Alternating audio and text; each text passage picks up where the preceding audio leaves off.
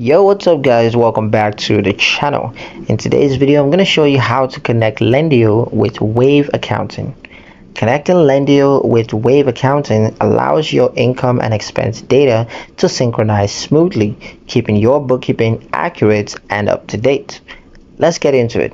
So first, log into your Lendio account and then go to Integrations, Connected Accounts. There you're going to select Add Accounts and then choose Wave Accounting. Now just sign into your Wave account. So when redirected, you can authorize Lendio to access your accounting data.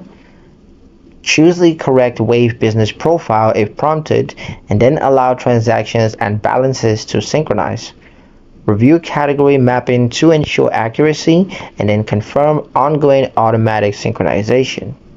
With Wave connected, Lendio and your accounting records stay aligned, which of course reduces manual entry and improves financial accuracy.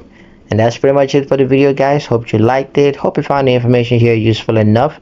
If you did, like, comment, share, and subscribe for more helpful tutorials. Thank you guys for watching, and I'll see you in the next one.